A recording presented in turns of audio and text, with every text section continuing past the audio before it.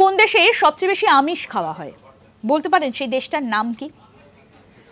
যে দেশটার কথা বলছি এই দেশের জনসংখ্যাও প্রচুর এবং এদের খাওয়া দাওয়ার মধ্যে নানা রকম বৈচিত্র্য লক্ষ্য করা যায়। সারা বিশ্বেই আকর্ষণীয় এই দেশের খাবার। দেশটার নাম হচ্ছে চীন। চীনে আমিষ খাওয়ার প্রচলন সবচেয়ে বেশি। চীনের রন্ধন প্রণালীতে বিভিন্ন ধরনের মাংস অন্তর্ভুক্ত করার একটা দীর্ঘ ইতিহাস রয়েছে এবং এদের জনসংখ্যাও প্রচুর, তাই এদের বৈচিত্র্যময় খাওয়া দাওয়ার সম্ভার রয়েছে। একাধিক প্রাণীর মাংস এরা খেয়ে থাকে এবং এমনকি নানা রকম মাছ, সামুদ্রিক মাছেরও প্রাচুর্য দেখা যায়। শুধুমাত্র যে মাছ এবং মাংস তা নয়, কিন্তু বিভিন্ন প্রাণী খাওয়ারও প্রচলন রয়েছে, যেমন পোকামাকড় থেকে শুরু করে সামুদ্রিক বিভিন্ন প্রাণী, সেগুলোকেও এরা খাদ্য হিসেবে গ্রহণ করে।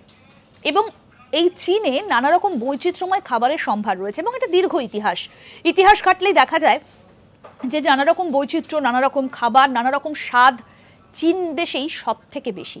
আর চীনেই আমিষ খাওয়ার প্রচলন সবচেয়ে বেশি। দেখতে থাকুন আজ তাক বাংলার ইউটিউব চ্যানেল, সাবস্ক্রাইব করুন।